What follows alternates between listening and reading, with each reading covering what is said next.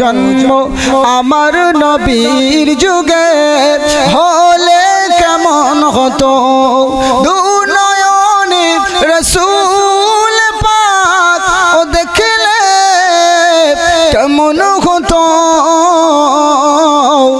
জন্ম আমার নবীর যুগে হলে কেমন হতো জন্ম আমার নবীর যুগে হলে কেমন হতো তকবীর দান নারে তকবীর এতে পিছনের সামনে মিলে দান না নারে তকবীর আজ তো ভেসে হযরতে বিলালের মধুর আযান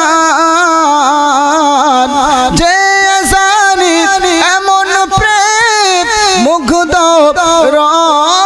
রহমান দয়ার নবীর পিছে নামাজ পড়লে কেমন হতো দয়ার নবীর পিছে নামাজ পড়লে কেমন হতো আল্লাহুম্মা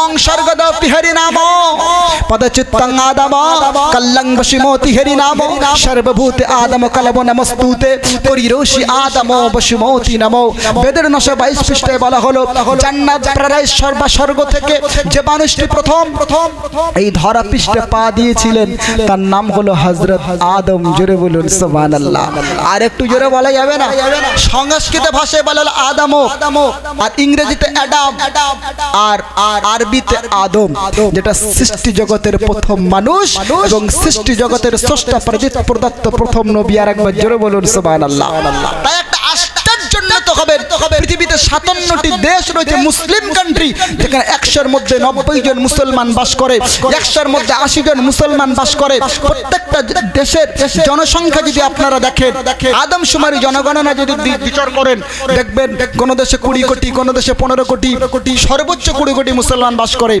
পৃথিবীর কোন দেশে এত পরিমাণ মুসলমান বাস করে না যত পরিমাণ মুসলমান আমার দেশ ভারতবর্ষে বাস করে আর একবার জোরে বলুন সুবহানাল্লাহ কত কোটি এই ভারতবর্ষের জনগণনা বলছে 30 থেকে 34 কোটি মুসলমান বর্তমান ভারতবর্ষের সরজমিনে বসবাস করে আর একবার জোরে বলুন সুবহানাল্লাহ দুঃখের বিষয় পৃথিবীর কোন দেশে তো মুসলিম বাস করে না তারপরে আমরা এককভাবে 34 কোটি মুসলমান হিন্দুস্তানের সরজমিনে বসবাস করি কিন্তু হিন্দুস্তানের মুসলমানদের দুরবস্থা করুণ অবস্থা কেন আজ মুসলমানদের যত মত তত পথ নেতার অভাব নেই নেতৃত্বের অভাব নেই ঘোলা জলে মাছ ধরতে নেমেছে যে যার আকর বোঝাতে ব্যস্ত মুসলিমদের এই ক্রান্তি সময় দুঃসময় দুর্দিনে আজ কিছু লিডার বার হয়েছে কিছু মানুষকে নিয়ে মিছিল মিটিং করে নিজের একটা পাবলিসিটি দেখিয়ে টিকিট নিয়ে নিল বা কিছু টাকা নিয়ে নিল আর এতে যাদের সেটেল করতে পারছে না পোষাচ্ছে না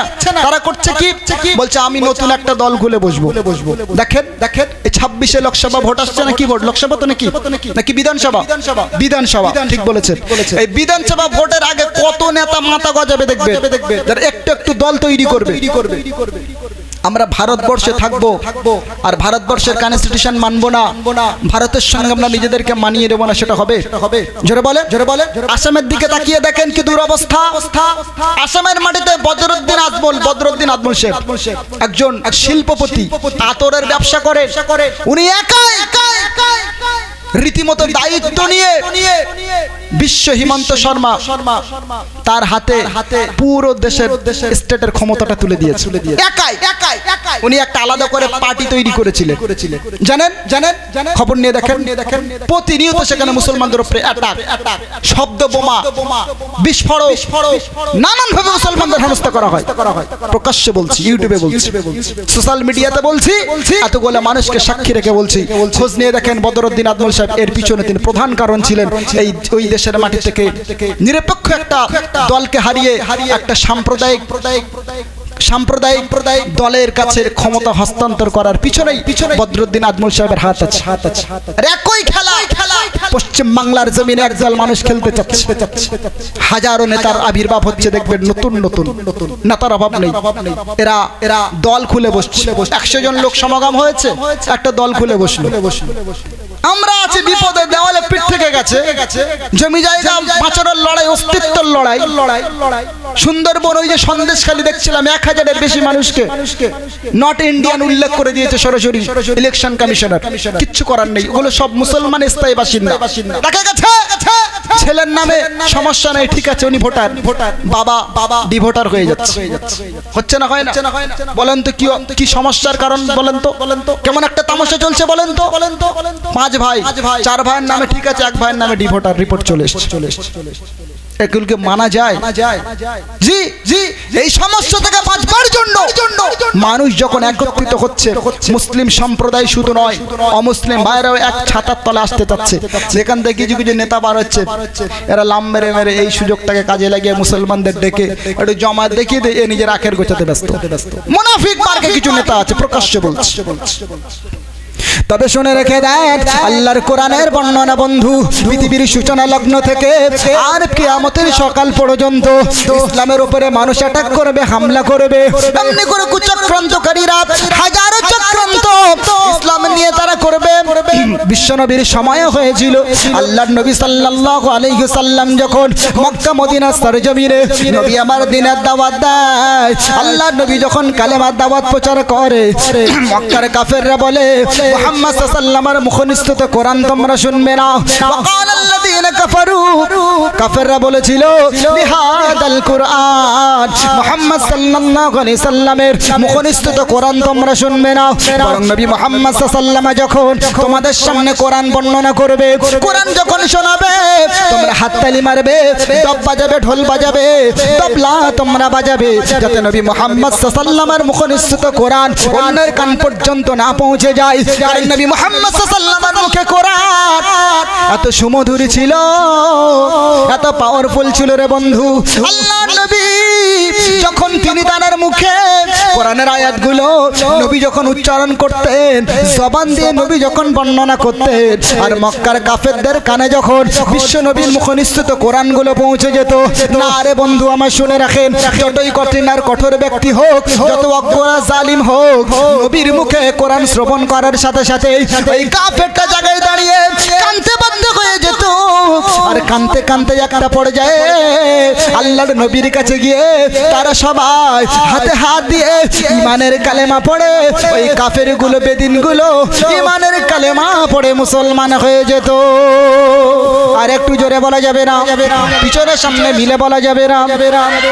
এ মুসলমানেরা শুনে রাখেন, আল্লাহর নবীকে যখন রাবণ থেকে রোকা যায় না, বিশ্ব নবীকে যখন কোনোভাবে আটকানো যায় না, আপনারা তখন নতুন করে ফন্ডি আটলো, তখন সবাই বলা বলি শুরু করে দিল, প্রচার করা শুরু করে দিল। নবী মুহাম্মদ সাল্লাল্লাহু আলাইহি ওয়াসাল্লাম কোরআন পড়ে, কোরআন শুনে তোমরা এত মুগ্ধ হয়ে যাও, মুগ্ধ হওয়ার তো কিছু নাই। ওই মুহাম্মদ সাল্লাল্লাহু আলাইহি ওয়াসাল্লাম তোমাদেরকে যে কোরআন শোনায়, ওই কোরআনটা তার নিজের স্রষ্টার তরফ থেকে প্রেরিত কোরআন নয়, ওই কোরআনটা হলো বানানো কোরআন। কোরআনের ভাষায় আল্লাহ রেকর্ড করলেন, কোরআনের ভাষায় আল্লাহ কাফেরদের কথাটা আল্লাহ তুলে দিলেন, আল্লাহ পাকের ভাষায় কোরআনে আল্লাহ বর্ণনা করলেন।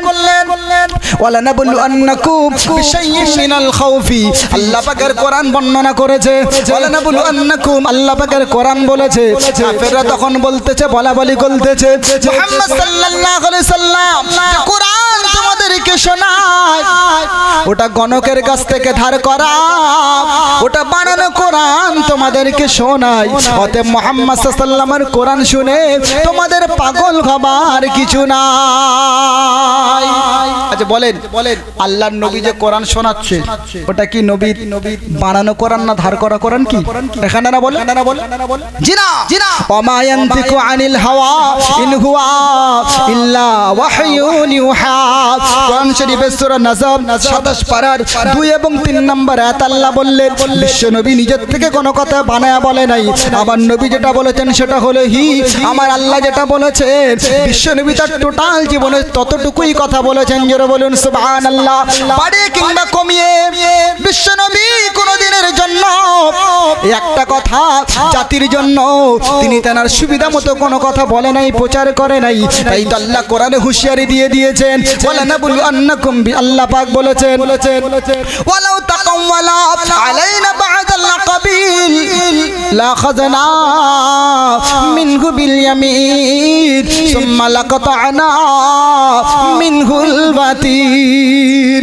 আল্লাহর কোরআনে আল্লাহ বর্ণনা করে দিলেন, কোরআন শরীফের 29 পারা সূরা হাক্কর 44 এবং 45 46 47 নম্বর আয়াত আল্লাহ বললেন, এই বিশ্ববাসী শুনে রাখো, আমি আল্লাহ আমার হাবিবকে কড়া হুঁশিয়ারি দিয়েছিলাম, আমি আল্লাহ তাআলা আমার নবীকে সতর্কবাণী শুনিয়েছিলাম, আমি আল্লাহ আমার নবীকে বলেছিলাম, হাবিব গো শুনে রাখো, আমি আল্লাহ তাআলা বলে দিলাম, তুমি যদি তুমি ইসলামের ব্যাপারে আমি আল্লাহ তাআলা আমার দোহাই দিয়ে আমার নাম দিয়ে যদি কোনো কথা তুমি প্রচারে প্রসার করো, আমি আল্লাহ বড় রাগান্বিত হব। রাগান্বিত হলে আমি আল্লাহ কি করব, তোমার ডান হাতকে চেপে ধরব, আর আমি আল্লাহ তাআলা নিজ হাতে তোমার গর্দানটাকে আমি আল্লাহ নিজ হাতেই দ্বিখণ্ডিত করে দেব। জোরে বলিন আল্লাহু আকবার। এজন্য ইসলামের ব্যাপারে যতগুলো কথা নবী মুহাম্মদ সাল্লাল্লাহু আলাইহি ওয়াসাল্লাম তার জীবন দর্শনে বর্ণনা করেছেন, প্রত্যেকটা কথার দলিল কিয়ামত পর্যন্ত ওলামারা দিতে সক্ষম। হে বন্ধু আমার শুনে রাখেন, আমি শুরুতে বলছিলাম কোরআন শরীফ ছাড়া লক্ষ লক্ষ নবীজির জবানে মোবারকে বর্ণিত, আল্লাহর নবীর জবানে বর্ণিত অসংখ্য হাদিস পৃথিবীর জমিনে রয়েছে। বুখারী শরীফ আছে, মুসলিম শরীফ আছে, তিরমিজি শরীফ আছে, নাসাই শরীফ আছে, ইবনে মাজাহ ইবনে হাব্বান শরীফ আছে, হাজারো হাদিসের কিতাব এই ধরাপৃষ্ঠে বন্ধু পাওয়া যাবে। প্রত্যেকটা হাদিসের ব্যাপারে ওলামারা দলিল সনদ সহকারে কিয়ামত পর্যন্ত নবীজির জবানিতে ভরা লক্ষাধিক হাদিস, প্রত্যেকটা হাদিসের সনদ দলিল প্রত্যেকটা ওলামা দিতে সক্ষম। জোরে বলুন সুবহানাল্লাহ। আর একটু জোরে বলা যায় না সুবহানাল্লাহ? একটা দলিল দিই, কোরআনের পরে সবচেয়ে বড় কিতাবের নাম কি? তাড়াতাড়ি বলে। বুখারী শরীফ। মাশাআল্লাহ ভাই বলেছেন, আসাহুল কুতুব বাদা কিতাবিল্লাহ তাহতা আদিবিস সামাইয়াল আরশ। আল্লাহর আসমানের নিচে আর জমিনের উপরে কোরআনের পর সর্বাধিক গ্রহণযোগ্য সম্মানিত কিতাব হলো সহিহ আল বুখারী শরীফ। জোরে বলুন সুবহানাল্লাহ। এই বুখারী শরীফে যতগুলো হাদিস আছে, আপনি যদি বলেন হুজুর আপনি যে বিশ্বনবীর হাদিসে জবানি মোবারক থেকে হাদিস বর্ণনা করছেন, তো আপনি বলেন যে আপনি এই বুখারী শরীফ হাদিসটা কোথায় পেয়েছেন বা কার কাছ থেকে পড়েছেন? আমি উত্তর বলবো কি, যে আমি আমার ওস্তাদের নামটা বলে দেবো, যে আমি বুখারী শরীফ পড়েছি, আমি আমার ওস্তাদ, আমি আমার পীর, আমি আমার শায়েখ মুফতি লিয়াকাত আলী কাশ্মীর কাছ থেকে। উনি কিছুদিন আগে মারা গেছেন, আল্লাহ ওনাকে জান্নাত নসিব করেন বলি আল্লাহুম্মা আমিন। মুফতি লিয়াকাত আলী কাশ্মীর সাহেব উনি বুখারী শরীফ কোথা থেকে পড়েছেন? ওনাকে যদি জিজ্ঞেস করা হয় বলবে আমি আমার পীরের, আমি আমার ওস্তাদের কাছে পড়েছি, তার নাম মাওলানা নাসির আহমদ খান সাহেব। মাওলানা নাসির আহমদ খান সাহেবকে যদি জিজ্ঞেস করা হয়, ও মাওলানা নাসির আহমদ খান সাহেব তুমি বুখারী শরীফের হাদিসগুলো কোথায় পড়েছো? ওরা এক বাক্যে জবাব দেবে, আমি বুখারীর হাদিসগুলো পড়েছি স্বাধীনতা সংগ্রামী অগ্নিপুরুষ বীর পুরুষ মাওলানা হোসেন আহমদ মাদানী রাহমাতুল্লাহ আলাইহি, আমি তার কাছ থেকে বুখারীর হাদিসগুলো পড়েছি। জোরে বলুন সুবহানাল্লাহ। মাওলানা হোসেন আহমদ মাদানীকে যদি বলা হয়, ও মাওলানা হোসেন আহমদ মাদানী তুমি বুখারীর হাদিস কোথা থেকে পেয়েছো, কোথায় থেকে পড়েছো? উনি বলবেন, একই বাক্যে জবাব দেবেন, বলবে আমি আমার উস্তাদ, আমি আমার পীর, আমি আমার শায়েখ মাওলানা মাহমুদ হাসান দেওবন্দির কাছ থেকে আমি হাদিসগুলো পড়েছি। জোরে বলুন সুবহানাল্লাহ। মাওলানা মাহমুদ হাসান দেওবন্দি, ওনাকে যদি একই প্রশ্ন করা হয় আপনি বুখারীর হাদিসগুলো কোথা থেকে পেয়েছেন, কার কাছ থেকে আপনি পড়েছেন? উনি বলবেন আমি আমার পীর, আমি আমার উস্তাদ শেখ ইয়াকুব সাহেব রাহমাতুল্লাহ আলাইহি, ওনার কাছ থেকে আমি বুখারীর হাদিসগুলো পড়েছি। একবার জোরে বলুন সুবহানাল্লাহ। শেখ ইয়াকুব সাহেব রাহমাতুল্লাহ আলাইহি, ওনাকে যদি একই প্রশ্ন করা হয় আপনি বুখারীর হাদিসগুলো কোথায় পেয়েছেন, কার কাছ থেকে পড়েছেন? বলবে আমি আমার পীর, আমি আমার উস্তাদ শেখ ইসমাইল সাহেব রাহমাতুল্লাহ আলাইহির কাছ থেকে আমি বুখারীর হাদিসগুলো পড়েছি। জোরে বলুন সুবহানাল্লাহ। শেখ ইসমাইল সাহেব রাহমাতুল্লাহ আলাইহি, ওনার কাছ থেকে যদি জিজ্ঞেস করা হয়, জানতে চাওয়া হয় আপনি বুখারী বুখারীর হাদিসগুলো কোথায় পেয়েছেন, কোথায় থেকে আপনি বুখারীর হাদিসগুলো পড়েছেন? উনি বলবেন যে আমি আমার পীর, আমি আমার ওস্তাদ শাহ আব্দুল আজিজ মুহাদ্দিস দেহলভী রাহমাতুল্লাহ আলাইহি ওনার কাছ থেকে বুখারীর হাদিসগুলো পড়েছি। শাহ আব্দুল আজিজ মুহাদ্দিস দেহলভী, ওনাকে যদি জিজ্ঞেস করেন হুজুর আপনি বুখারী বর্ণনা করছেন, পড়ছেন, পড়াচ্ছেন, আপনি বলেন বুখারীর হাদিসগুলো কোথায় পেয়েছেন, কার কাছ থেকে নিয়েছেন? বলবেন আমি আমার পীর, আমি আমার ওস্তাদ শাহ ওলিউল্লাহ মুহাদ্দিস দেহলভী রাহমাতুল্লাহ আলাইহি আমি তানার কাছ থেকে বুখারীর হাদিসগুলো পড়েছি। জোরে বলুন সুবহানাল্লাহ। শাহ ওলিউল্লাহ মুহাদ্দিস দেহলভী ওনাকে জিজ্ঞেস করেন, উনি বলবেন আমি বুখারী পড়েছি, আমি আমার পীর, আমি আমার ওস্তাদ শেখ আবু তাহের আল মাদানির কাছ থেকে। শেখ আবু তাহের আল মাদানি সাহেবকে জিজ্ঞেস করেন হুজুর আপনি কোথায় পেলেন বুখারীর হাদিসগুলো? উনি একই বাক্যে জবাব দিয়ে বলবেন আমি পড়েছি আমার ওস্তাদ ইমামে তিরমিজির কাছ থেকে। সুবহানাল্লাহ বলেন। ইমাম তিরমিজিকে জিজ্ঞেস যদি করা হয় ও ইমামে তিরমিজি তুমি বুখারীগুলো কোত্থেকে পড়েছো? বলবে আমি বুখারী শরীফ পড়েছি মাক্কি ইবনে ইব্রাহিমের কাছ থেকে। মাক্কি ইবনে ইব্রাহিমকে যদি জিজ্ঞেস করা হয় ও মাক্কি ইবনে ইব্রাহিম তুমি বুখারী শরীফের হাদিসগুলো কোথা থেকে পড়েছো? বলবে আমি ইমামে আযম আবু হানিফা রাহমাতুল্লাহ আলাইহি তার কাছ থেকে বুখারী শরীফের হাদিসগুলো পড়েছি। জোরে বলুন সুবহানাল্লাহ। ইমামে আযম আবু হানিফা রাহমাতুল্লাহ আলাইহি ওনাকে যদি প্রশ্ন করা হয় হুজুর আপনি বুখারীর হাদিসগুলো কোথায় পেয়েছেন, কার কাছ থেকে পড়েছেন? ইমামে আযম আবু হানিফা রাহমাতুল্লাহ আলাইহি উনি একই বাক্যে জবাব দিয়ে বলবেন আমি হযরত হাম্মাদের কাছ থেকে বুখারীর হাদিসটা পড়েছি। হযরত হাম্মাদকে যদি জিজ্ঞেস করা হয় ও হযরত হাম্মাদ আপনি বুখারীর হাদিস কোথায় পেয়েছেন, কার থেকে পড়েছেন? বলবে আমি ইব্রাহিম নাকির কাছ থেকে পড়েছি। ইব্রাহিম নাকি তুমি কোথায় থেকে হাদিস পড়েছো?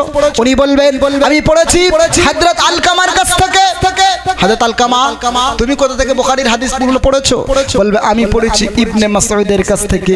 আর ইবনে মাসউদ তো রাসূলের সাহাবী, ওনাকে যদি জিজ্ঞেস করা হয় সাহাবী রাসূল বলবে আমি বুখারীর হাদিসগুলো পড়েছি মুহাম্মাদুর রাসূলুল্লাহর কাছ থেকে। জোরে বলুন সুবহানাল্লাহ। আর একটু জোরে বলা যাবে না সুবহানাল্লাহ? পিছনে সামনে মিলে বলা যাবে না সুবহানাল্লাহ? এভাবে ভরা পৃষ্ঠে কোরআন তো ওহী মাতলুব ওহী গায়র মাতলুব বিশ্ব নবীর জবানে মোবারকে যতগুলো বর্ণিত হাদিস আছে প্রত্যেকটা হাদিসের সনদ সহ রাবি সহ একটার পর একটা দলিল পৃথিবীর জমিনে যত ওলামারা জিন্দা থাকবে আছেন প্রত্যেকটা ওলামা দিয়ে দেবে, দিতে তারা সক্ষম। আর একবার জোরে বলুন সুবহানাল্লাহ। আর কোরআনের ব্যাপারে এরা প্রশ্ন করবে, আর এরা কি করবে? কাফেররা তো প্রশ্ন করেছে যে কোরআন গণকের বানানো, গণকের কাছ থেকে ধার করা। প্রশ্ন করেছে না করেনি? জোরে বলেন। আল্লাহর নবীর কাছে যখন কাফেরদের কাছ থেকে কথাটা নবীজি শুনলেন, নবী বড় ব্যথা পেলেন, কষ্ট পেলেন যে আমি নবী মুহাম্মদ সাল্লাল্লাহু আলাইহি ওয়াসাল্লাম এত কষ্ট করে উম্মতের জন্য আল্লাহর কোরআনগুলো আমি নিয়ে তাদের মাঝে ওহী ফেরেশতা জিবরিলের মাধ্যমে ওদের মাঝে নিয়ে যাই, আর ওরা এভাবে আমাকে মিথ্যারোপ করে। মাজনুন বলে ক্ষান্ত হয়নি, আমাকে মেরে পাথর মেরে ক্ষান্ত হয়নি, কখনো বলেছে আমাকে মেরে দাও, কেটে দাও, কখনো আমাকে পাগল বলেছে, গ্রাম থেকে তাড়িয়ে দিয়েছে, সব মেনে নিয়েছি। কিন্তু আল্লাহর কোরআনগুলোকে তারা বানানো বলে, মিথ্যা বলে। এটা নবীজি সাল্লাল্লাহু আলাইহি ওয়াসাল্লাম একটু ব্যথা পেলেন, মনে মনে নবীজি একটু কষ্ট পেলেন। নবী হাত তুললেন, কাঁদলেন, রোনাজারি করলেন। আল্লাহ পাক আয়াতে কারিমা নাযিল করে দিলেন। আল্লাহ পাক বললেন মিন মিসলিহি ইয়াদউ শুহাদাকুম ইন কুনতুম সাদিকিন।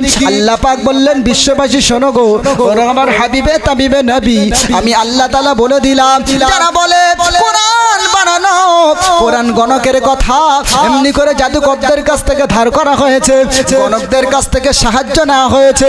এ মুহাম্মদুর রাসূলুল্লাহ ওয়ালা নাবলু আন্নাকুম, এ হাবিবে তাবিবে নবী আমি আল্লাহ পাক বলে দিলাম আমি আল্লাহ তোমাদের পক্ষ থেকে, মুসলমানদের পক্ষ থেকে কাফেরদের এগেইনস্টে চ্যালেঞ্জ ছুড়ে দিলাম। ওরা যদি বলে থাকে ইন কুনতুম সাদিকিন, ওরা বলতে কোরআন বানানো, ওদের দাবি যদি সত্য হয় আমি আল্লাহ তাআলা চ্যালেঞ্জ করে দিলাম ওদেরকে বলে দাও আমার কোরআনের মতো একটা কোরআন ওরা বানিয়ে দেখিয়ে দিক। যদি ওরা সত্যবাদী হয় আর কোরআন যদি বানানো হয় তাহলে ওরা কোরআন দ্বিতীয় বানাতে সক্ষম। এ আল্লাহর বান্দারা মনে রাখুন, আল্লাহ পাক কিছুক্ষণ পরে, কিছুদিন পরে কোরআন তো বানাতে পারবে না, কিয়ামত পর্যন্ত কোরআনের নকল বানানো সম্ভব নয়। আল্লাহ পাক আবার প্রশ্ন সহজ করে দিলেন, চ্যালেঞ্জের মোকাবিলায় আল্লাহ হালকা করে দিলেন। আল্লাহ পাক আবার চ্যালেঞ্জ করলেন, যাও তোমরা যদি আমার কোরআনের মতো কোরআন যদি না বানাতে পারো, আমি আল্লাহ তোমাদের চ্যালেঞ্জটা আরো হালকা করে দিলাম। আমি আল্লাহ তাআলা বলে দিলাম, আমার কোরআনের মতো কোরআন যদি না বানাতে পারো, তাহলে কোরআন একটা পারা তোমরা বানিয়ে দেখিয়ে দাও, কোরআন একটা পারা হুবহু নকল তোমরা করে দেখিয়ে দাও। কাফেররা সেটাও পারলো না। আল্লাহ পাক আবার চ্যালেঞ্জ হালকা করে দিলেন। আল্লাহ পাক বললেন, এ বান্দা শুনে রাখো, আমি আল্লাহ পাক দুউ মিন দুনিল্লাহি ইন কুনতুম সাদিকিন। আমি আল্লাহ চ্যালেঞ্জ আরো হালকা করে দিলাম। যাও রে মক্কাবাসী, এ মক্কার কাফেরের দল, এ মক্কার মুশরিকের দল, আমি আল্লাহ তাআলা বলতেছি, তোমরা যদি তোমাদের দাবির উপরে সত্যবাদী হয়ে থাকো, আমি আল্লাহ তোমাদের চ্যালেঞ্জটা হালকা করে দিলাম। কোরআনের একটা পারা তোমরা তো কখনোই নকল করতে পারবে না। কোরআনের সবচেয়ে বড় সূরারও নকল তোমরা বানাতে পারবে না। আমি আল্লাহ চ্যালেঞ্জ করে দিলাম। কোরআনের সবচেয়ে ছোট্ট সূরা নাম হলো সূরাতুল কাউসার। এই 3 আয়াত বিশিষ্ট সূরা আমি আল্লাহ চ্যালেঞ্জ করতেছি, এই 3 আয়াত বিশিষ্ট সূরার অনুরূপ সূরা যদি তোমরা বানিয়ে দিতে পারো, এই 3 আয়াতের হুবহু নকল যদি তোমরা বানাতে পারো, আমি আল্লাহ তাআলা বলছি, মুসলমানদের পক্ষ থেকে আমি আল্লাহ এটা মেনে নেব যে কোরআন বানানো ইসলাম মিথ্যা ধর্ম। জোরে বলুন সুবহানাল্লাহ। আর একটু জোরে বলা যায় না সুবহানাল্লাহ? বিশ্বনবীর তরফ থেকে, মুসলমানদের তরফ থেকে মক্কার কাবা শরীফের দেয়ালের উপরে সূরা কাউসার